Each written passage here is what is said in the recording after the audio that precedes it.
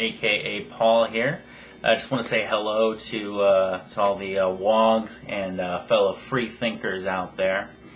And I'll just get right into it today. It's actually Thursday morning, about 12:07 a.m. when I'm recording this.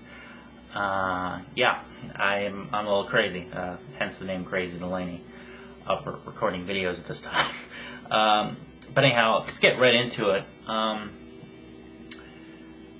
I believe Scientology is reeling so much from the questions raised by Anonymous and others that the only way I think they can win the war they brought on themselves is to blow up the internet. It may have to come to them using the same H-bombs that Xenu used to blow the hell out of the internet so that it no longer exists. That's all hyperbole, but I honestly do not believe Scientology can continue to survive in its current form so long as the internet exists. The internet is all about true freedom, and I pray God, and I mean that with everything in me, I pray God that the internet remains free because it's the tyrant's worst enemy. The free flow of information is acidic to an authoritarian organization like Scientology. If it does this to Scientology, I just wonder what other authoritarian organizations could fall victim to its true power. The internet is what exposed Tom Cruise's diabolically insane ramblings about a world with no SPs. It's chock full of videos of OSA operatives snapping pictures of people peacefully picketing outside their facilities like J. Edgar Hoover's G-Men back in the day, and critics being accused of murder and child molestation whenever they ask tough questions. There are so many videos of Scientologists behaving badly that I think the public simply isn't buying it when Scientology tries to cast themselves into the role of the Jews during the Second World War. Recently, I called out one of Scientology's YouTube operatives by the name of Anonymous Exposed, and I'm sure that you're all familiar with this individual, whoever he or she is. And all he did, I'm going to assume he's a he just because he's such a jerk, and I want to assume, I like women too much to call this person a she. I'm sexist, I guess. All he did was call me names like dumbass, and make statements like the chickens are coming home to roost, and implied that I support attacks by Anonymous on people with epilepsy. Once again, whoever is behind Anonymous Exposed shows the public exactly what their religion is. I read the stuff written by that person, and I mean it very seriously. I can feel the hatred and the anger, and I think the rest of the public can as well.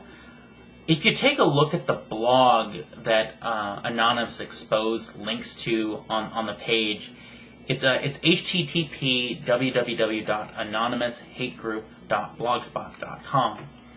It tries to paint Tory Christman and Mark Bunker as the leaders of Anonymous, and it calls Tory an anti-religious extremist, and it cites the dossier on Tory from Religious Freedom Watch, which we all know is a front that the cult uses to post unflattering photographs of their critics and to slander them as criminals, but mostly it's there to scare people by using words like bigot and extremist and other words that would make people afraid. And I know Tory has gotten quite angry about the lies that OSA is telling, but the fact that she doesn't threaten these people with bodily harm or punch a hole through their head really is a testament to their character. Really what I've seen her do is challenge them to talk to her on camera. She isn't threatening them with violence in any way, and they've said some pretty goddamn awful things about her. And honestly, really is a testament to her character that she doesn't punch a hole right through their heads. And I mean that very seriously. Really is a testament to that lady's character. I can't put it any more strongly than that. And I've heard a lot of, quite frankly, cheap shots taken at Anonymous by pointing to image boards like 4chan and some of the material posted there being horrible and depraved. And I'll admit I'm not a 4chan person. I know people who are, and admittedly it's not something I get or understand really.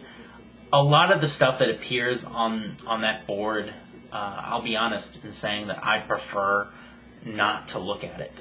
It's not my thing. I have seen things posted on 4chan that, frankly, I don't want to look at. I don't want anything to do with looking at.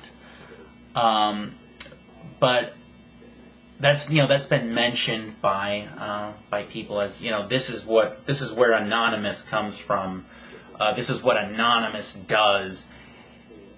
And I'll say this: the stuff that appears on any image board, whether it be 4chan or any other site, it pales in comparison to what happens to an unfortunate soul who's going through an introspection rundown.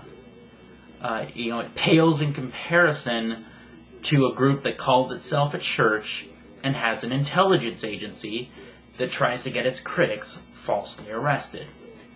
It's not even up there with David Miscavige pounding people with his fists and not even messing up his hair. It's not on the same level as a glib, well, people die all the time, when the name Lisa McPherson gets mentioned. Furthermore, I think the strain, for lack of a better word, the strain of Anonymous that has been giving Scientology hell has become a separate phenomenon from any image board or website.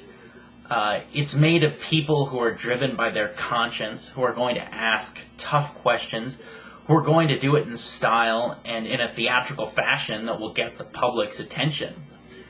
Scientology, you can continue to play these guilt by association games. You can continue to shout, "What are your crimes? What are your crimes?" At us over and over again. But at the end of the day, that doesn't change the fact that you've done nothing to respond to any criticisms except vilification and demonstrable lies. That's my 2 cents for now. Everybody have a great week, and let's get ready for the big win. Peace, victory, and everybody drive safe.